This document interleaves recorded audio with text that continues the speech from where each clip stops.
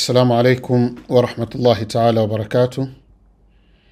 الحمد لله رب العالمين، والصلاة والسلام على أشرف الأنبياء والمرسلين نبينا محمد وعلى آله وصحبه أجمعين. Kwanza kabisa ningependa kuchukua fursa hii kuwashukuru viongozi wetu katika huu uga wa kimataifa, Sheikh Khamis Lodi pamoja na timu yake. Vile vile tuwashukuru mashekhe wetu wote kwa kutuvumilia na kuturekebisha kila pale ambapo wanaona mapungufu kutoka kwetu. Vile vile tuwashukuru Waislamu wote, kwani asiyewashukuru watu hamshukuru Mwenyezi Mungu Subhanahu wa Ta'ala. Leo tumeelekezwa tutaje na tuaridhi kidogo kuhusu swala la ukarimu katika Uislamu. Ni swala pana na lina mengi ya kutufundisha. Mazungumzo yangu mimi yataanza kwa kuzungumzia umuhimu wa ukarimu, maana ya ukarimu na fadhila za ukarimu. Kama tutapata nafasi tutakuja kuangalia baadaye, lakini maybe kwenye mada nyingine, kwenye article nyingine, kuhusiana na nafasi ya ukarimu katika mfumo wa uchumi wa Kiislamu. Lakini leo tuanze na kuangalia hasa ukarimu ni nini. Ukarimu ni pale mtu ambapo anatoa anapotakiwa kutoa jambo la kheri au kitu cha kheri bila ya kutarajia kupata mbadala wake kitu chochote kile, wala kuwa na lengo lolote isipokuwa kumridhisha Mwenyezi Mungu Subhanahu wa Ta'ala. Ukarimu ni kutoa mali kwa wepesi kutoka katika nafsi, mali nzuri kwa ajili ya kuwanufaisha watu wengine. Kwenye istilahi za kisheria na katika lugha ya Kiarabu, ukarimu kuna maneno mawili, kuna jud na kuna karam. Na hivi vyote kwa pamoja kwa Kiswahili tunaita ukarimu. Ziko za aina nyingi sana, ziko katika maumbile mengi sana. Kila mtu anajitolea, kila mtu anafanya ukarimu kwa kadiri anavyoweza. Kumpa mtu chakula mtu mwenye njaa, kumsaidia mtu anapokuwa na matatizo, kumkidhia mtu haja zake, kumfundisha mtu mambo, kumpa mtu nasaha, kumuongoza mtu njia au kumuongoza mtu katika matendo. Na hii ni tabia kubwa sana, ni tabia nzuri sana, ni matendo bora na ni matendo mema ambayo kwa kweli Mwenyezi Mungu Subhanahu wa Ta'ala ametuamrisha na Mtume sallallahu alayhi wasallama ametuhimiza. Na ukarimu ni katika sifa zake yeye mwenyewe Mwenyezi Mungu Subhanahu wa Ta'ala, kabla ya kuwa ni jambo ambalo ametutaka sisi tuwe nalo. Mwenyezi Mungu ni Karim, ni jina miongoni mwa majina yake. Kwenye Qur'ani anasema, a'udhu billahi minash shaitani rrajim, ya ayyuhal insan ma gharraka bi rabbikal karim alladhi khalaqaka fasawwaka fa'adalak fi ayi suratin ma sha'a rakkabak. Na vile vile kwenye hadithi Mtume sallallahu alayhi wasallam anasema, inna Allaha jawadun yuhibbul jawad wa yuhibbu maali al-akhlaqi wa yakrahu sifsafaha. Hadithi imepokewa na Ibn Abi Shayba. Kwa hiyo Mwenyezi Mungu ni Karim, ma gharraka bi rabbika al-karim. Mwenyezi Mungu ni Jawad, inna Allaha jawadun yuhibbul jawad. Kwa hakuna neema ambayo Mwenyezi Mungu anampa mja isipokuwa neema hiyo inatokana purely na fadhila zake Mwenyezi Mungu Subhanahu wa Ta'ala na karamu yake na ihsani yake. Kwenye surat an-Nahl, wama bikum min ni'matin famin Allah. Neema yoyote ambayo nyinyi mnayo, neema hiyo inatoka kwa Mwenyezi Mungu Subhanahu wa Ta'ala. Na vile vile, wa in ta'uddu ni'matallahi la tuhsuha, mkizihesabu neema za Mwenyezi Mungu hamwezi kudhibiti. Neema za Mwenyezi Mungu ni nyingi sana. Mwenyezi Mungu ni Karim, anasamehe makosa. hii ni kutoka kwake, anafuta madhambi, anakubali toba. wa huwa alladhi yaqbalu at-taubata an ibadihi wa ya'fu 'ani as-sayyi'ati wa ya'lamu ma taf'alun wa yastajibu alladhina amanu wa 'amilu as-salihati wa yaziduhum min fadlihi wal kafiruna lahum 'adhabun shadid. Mwenyezi Mungu ni karim. Miongoni mwa ukarimu wake ni kwamba akamtukuza binadamu na akamfanya kuwa ni bora kuliko viumbe wengi ambao Mwenyezi Mungu amewaumba. Kwenye surat al-Isra aya 70, walaqad karramna bani adama wa hamalnahum fil barri wal bahr wa razaqnahum min at-tayyibati wa faddalnahum ala kathirin mimman khalaqna tafdila, mimman khalaqna tafdila. Kwa hiyo Mwenyezi Mungu ni karimu, ni karimu, anakubali dua, ni karimu, amemtukuza mwanadamu, ni karimu, anasamehe madhambi. Mwenyezi Mungu ni karimu, ametupa neema nyingi sana. Lakini pamoja na kwamba Mwenyezi Mungu ni karimu, malaika wao pia ni kiram. Kalla bal tukadhibuna biddin wa inna alaykum lahafidhin kiraman katibin ya'lamuna ma taf'alun. Suratul Infitar aya 12 mpaka aya 9 mpaka 12. Kwa hiyo Mwenyezi Mungu ametuambia kwamba malaika pia ni kurama, ni kiram, ni watukufu, kwa maana ni wanatoa pale wanapoamrishwa kutoa, basi wanatoa bila ya kwamba wanazingatia au wana hofu ya kitu chochote.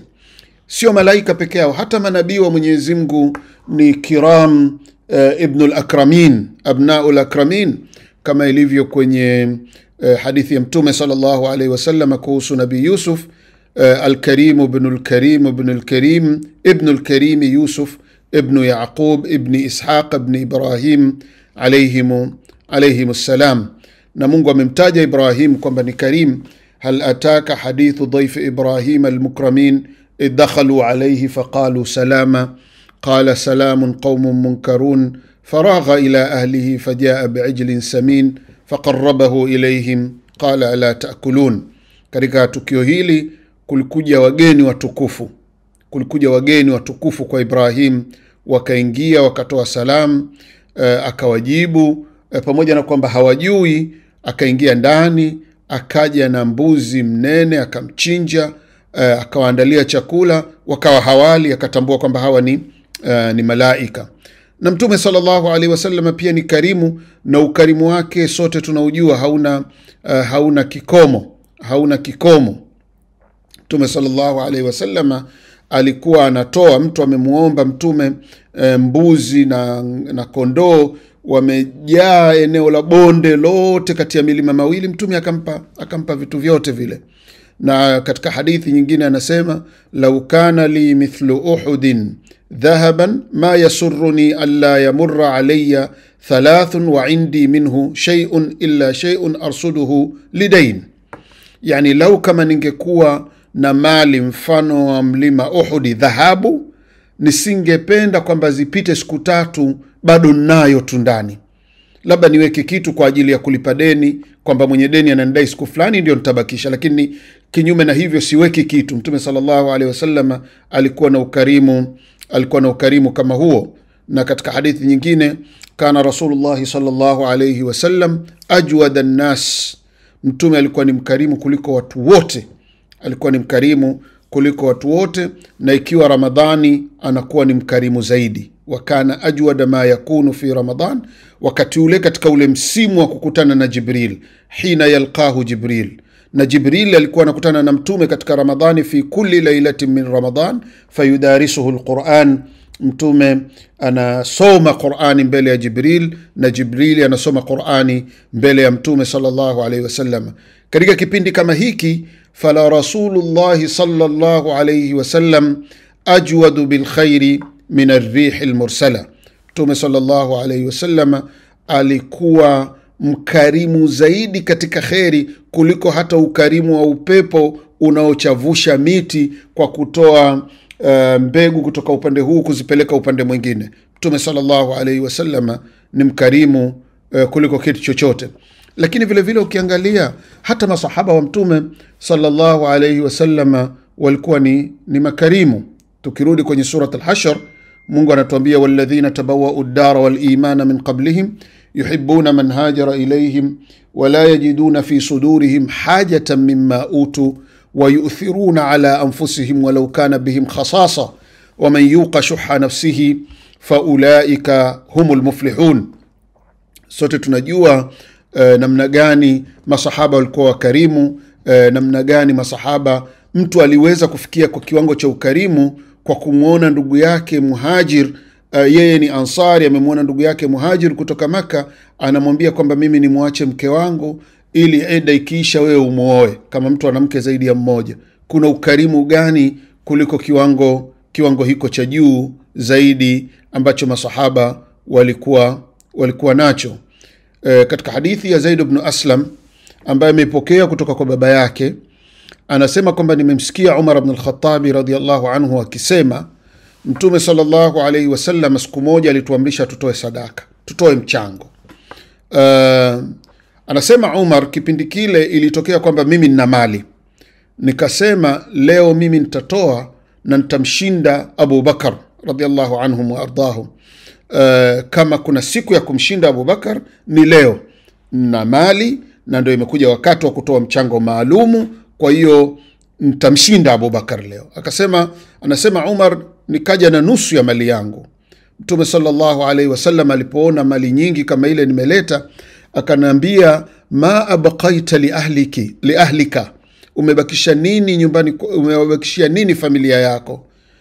Nikamwambia Mtume sallallahu alaihi wasallam kama hii, yani hii ni nusu ya mali yangu, hii ni nusu ya mali yangu. Sema Umar, akaja Abu Bakar radhiyallahu anhu akiwa amebeba mali yake yote ya nyumbani kwake. Mtume sallallahu alaihi wasallam akamuuliza Abu Bakar, ma abqaita li ahlika, umebakisha nini kwa ajili ya familia yako? Akasema Abu Bakar, abqaitu lahum Allah wa rasulah, nimewabakishia Mungu na mtume wake. Asema Umar, yani siwezi kukushinda Abu Bakar kwa kitu chochote. Hii ni kuonyesha kwamba masahaba walikuwa ni watu makarimu, wanajitolea usiku na mchana wanapotakiwa, katika hali na mali wao wako mbele zaidi katika kujitolea. Na ni tabia nzuri. Watu wengi wema duniani wana tabia kama hizi za ukarimu. Nasi kwetu kama Waislamu tuna jukumu hili la kujipamba na tabia hii ya ukarimu. Kuna mengi ambayo tunaweza tukafanya ili kujipamba na hii tabia nzuri ya ukarimu. Miongoni mwayo mathalan kujitolea mali kwa ajili ya mambo ya kheri, kujitolea mali ukawasaidia watu chakula. Kwa mfano sasa hivi kuna vijana wengi wanasoma dini, wako katika marakizi mbalimbali za kidini, wanasoma dini, wamejitolea na wazazi wao wamejitolea kusoma dini, pengine hawana uwezo wa kuwasomesha wazazi wao. Wewe kama Muislamu una jukumu la kujitolea mali kuwasaidia, kwa sababu huwezi kujua, unaweza ukawa umechangia akawa amesoma mtu mmoja ambaye ni mwana wa chuoni, akafanya kazi kubwa, wewe ukajikuta siku ya kiyama una mizigo ya thawabu. Unauliza imetoka wapi? Unaambiwa kwamba mizigo hii ni kwa sababu wewe ulimsomesha mwana wa chuoni fulani. Kwa hiyo tujitolee katika mali, katika mambo ambayo yatawanufaisha watu: chakula, vinywaji, nguo, maskan, dawa, mambo ya kheri na ihsan. Mtume sallallahu alaihi wasallam asema katika hadithi, ahabbu nnasi ila Allah ta'ala anfa'uhum linnas, mtu anayependeza zaidi kwa Mwenyezi Mungu ni mtu ambaye anawanufaisha zaidi watu wengine. Wa ahabbu al-a'mali ila Allah ta'ala sururun tudkhiluhu ala muslim, na amali ambayo Mungu anaipenda zaidi ni ile furaha ambayo unaiingiza katika moyo wa Muislamu, au takshifu anhu kurba, au kama Muislamu yuko kwenye matatizo ukamsaidia akatatuka matatizo yake, au taqdi anhu daina, au kamlipia mtu deni, au tatruda anhu jua, au kamuondolea mtu njaa. Mtume anasema wala an amshiya ma'a akhin fi hajatin ahabbu ilayya min an a'takifa fi hadha almasjid, yani masjid almadina shahran. Yani mtume anasema mimi kutoka nikenda kumsaidia mtu mwenye tatizo ni bora kwangu kuliko nikakaa katika msikiti wa mtume, msikiti wangu huu, msikiti wake mtume. Anasema ni bora mimi nikenda mtu kumsaidia nje kuliko mimi kukaa msikitini nafanya itikafu kwa mwezi mzima. Kwa hiyo tunaona kwamba mtume sallallahu alaihi wasallam ametuhimiza tuwe wakarimu, tutoe. Njia moja ya kuonyesha ukarimu ni kutoa mali ambayo itawasaidia watu wengine. Naam. Vile vile katika alama za ukarimu ni mtu kutoa elimu yake na maarifa yake. Mtu mkarimu hafichi elimu pale inapotakiwa, wala hafichi maarifa pale yanapohitajika. Mtu mkarimu anawafundisha watu na anawajulisha watu kheri. Mtu bakhili ambaye ni kinyume cha karimu ni yule ambaye anaficha maarifa yake, anaficha elimu zake kwa nafsi zake. Bukhlan wa raghbatan fil istithari wal infirad, akiwa anatamani kwamba awe ndio yeye peke yake katika hilo. Mtume sallallahu alayhi wasallam anatuambia katika hadithi iliyopokewa na Muslim, man daa ila huda kana lahu min al-ajri mithla ujuri man tabi'a la yanqusu dhalika min ujurihim shay'a. Mwenye kuwalingania watu kwenda kwenye uongofu atapata malipo mfano wa malipo ya wale watakaofuata huo uongofu, haipungui kitu katika yale malipo. Na mwenye kuwalingania watu kwenda kwenye upotofu atapata madhambi mfano wa madhambi ya wale watakaomfuata kwenye huo upotofu, haipungui kitu katika madhambi yao.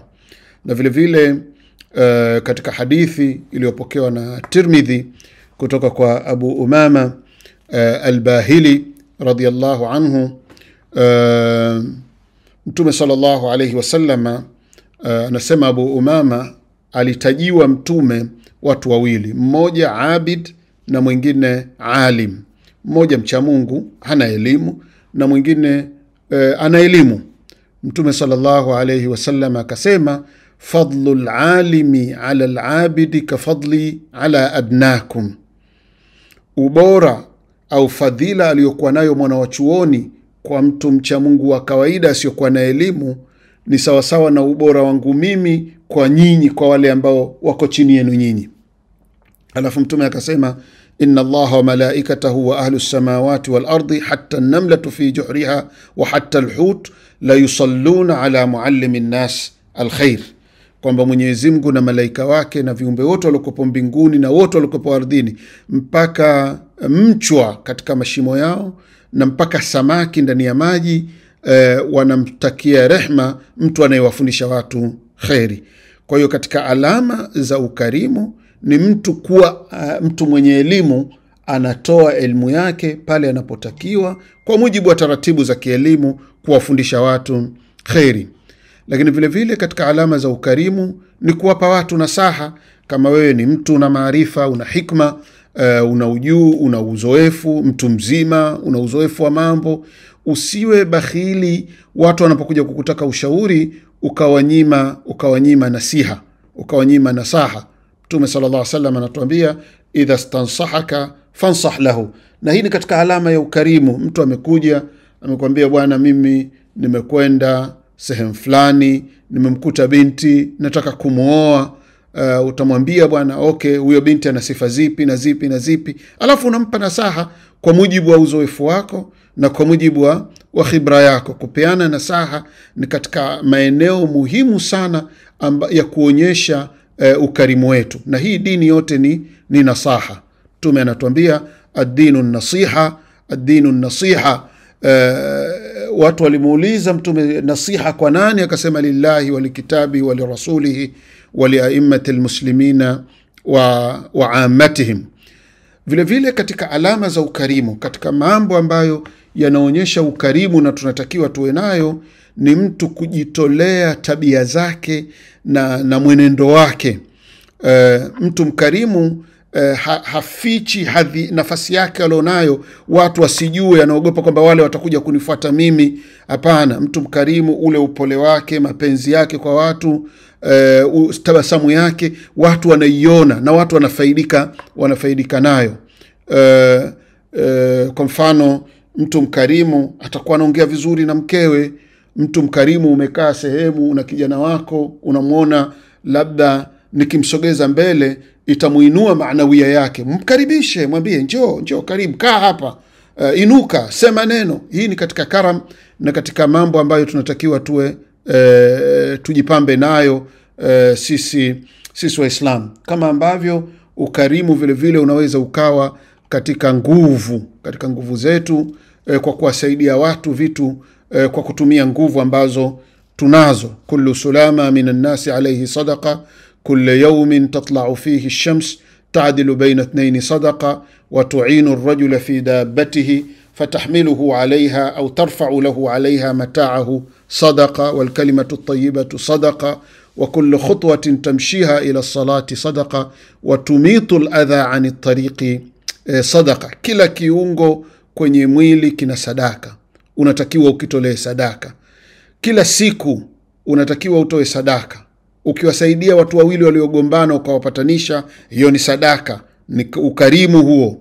Ukimsaidia mtu kwenye mnyama wake hawezi kupanda, ukamuinua mtu akaingia vizuri kwenye gari na nini, au ukamuinua mtu mzigo wake ukauingiza kwenye gari, au kwenye pikipiki, bodaboda na kadhalika, hiyo yote ni sadaka. Maneno mazuri ni sadaka. Kila hatua unayokwenda msikitini ni sadaka. Umeona takataka njiani ukazisogeza pembeni ni sadaka. Na hii yote ni sehemu ya ukarimu.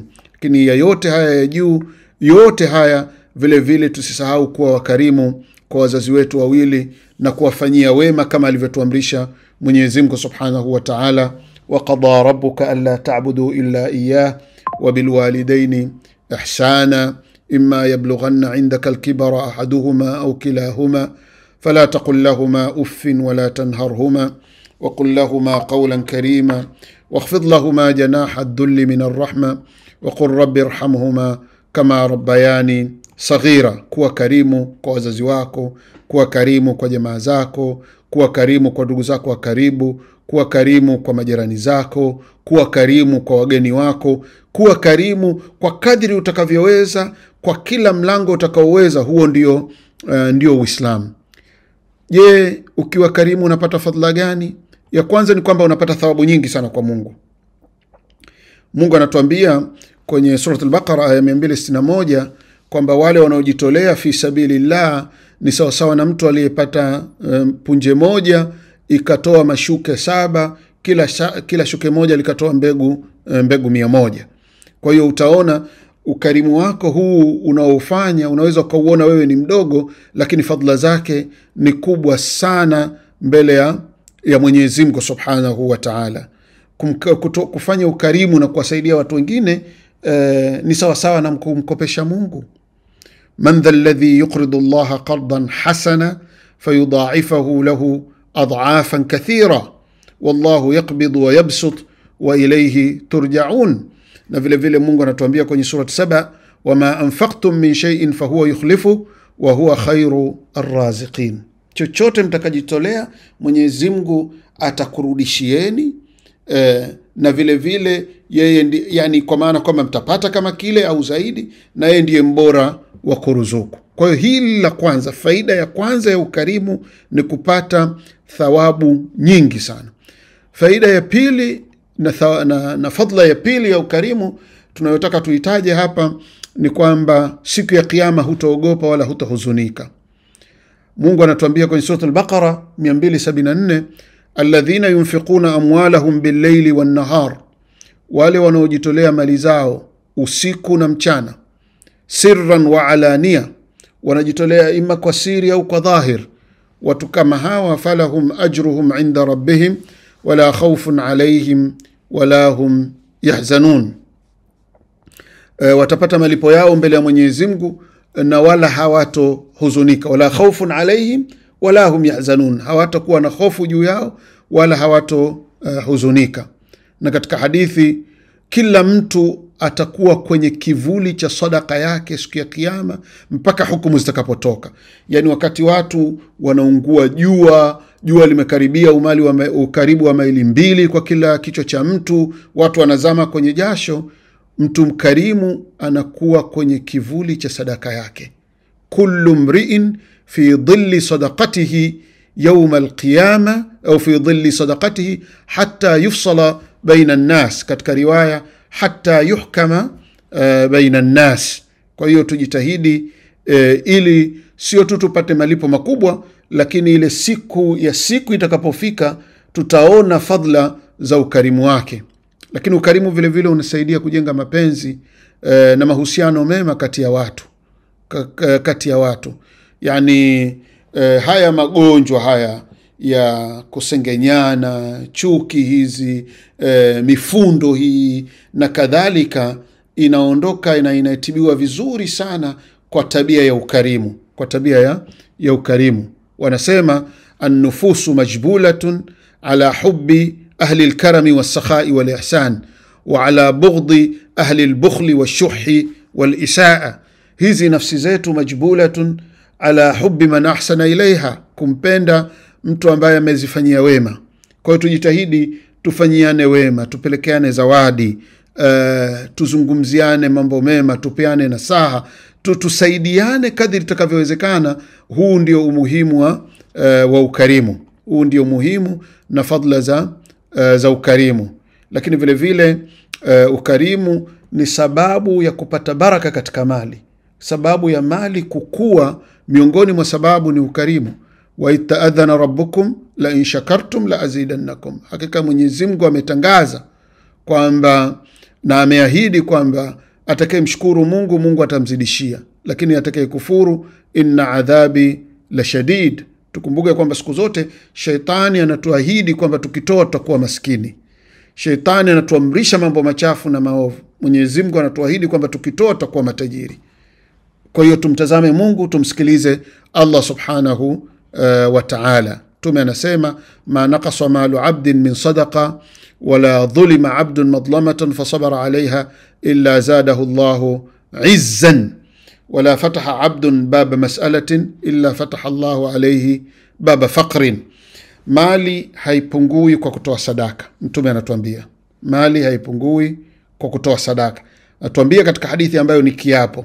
Mtume anakula kiapo kwamba haya mambo matatu haya, mali haipungui kwa kutoa sadaka, na kwamba kama mtu atadhulumiwa akasubiri, Mungu atamzidishia izza, utukufu na ubwana, na kama mtu atafungua mlango wa kuwaomba watu, Mungu atamfungulia mlango wa umaskini au wa umaskini. Kwa hiyo katika maneno kama haya Mtume anasema thalathatun uqsimu alayhinna, mambo matatu nakula kiapo. Katika riwaya wa uhadithukum hadithan fahtadhuhu, na kuwasimulieni hadithi, ihifadhini hadithi kama hiyo. Kwa hiyo utaona kwamba kama Uislamu usidharau swala la kutoa sadaka na kuwa mkarimu. Usidharau kabisa. Jitahidi uwe unatoa sadaka, uwe ni mkarimu. Mali ni kivuli, kinapita. Mali kitu tumeazimwa na kitarudi. Mali tulionayo imetoka kwa wengine kabla haijafika kwetu, na itahama kutoka kwetu itafika kwa watu wengine. Wasema famal malu illa dhillun zailun wa ariyatun mustarja'a intaqala ilayna min ghayrina wa yasantaqilu minna ila ghayrina.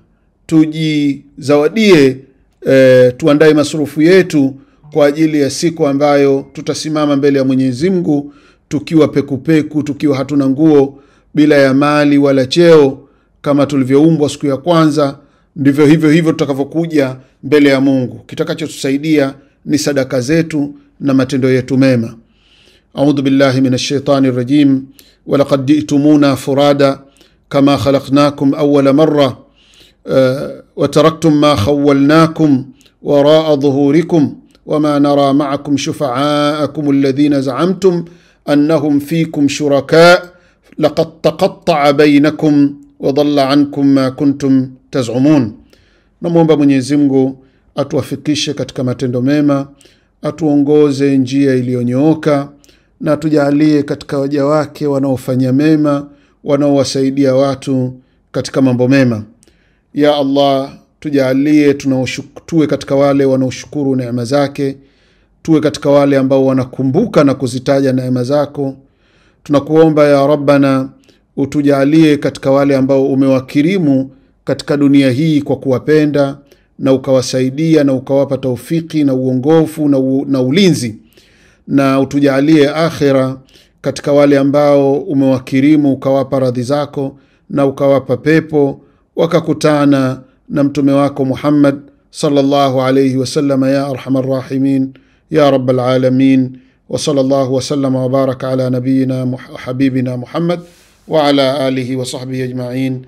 Subhana rabbika rabbil izzati amma yasifun wa salamun ala al-mursalin walhamdulillahi rabbil alamin.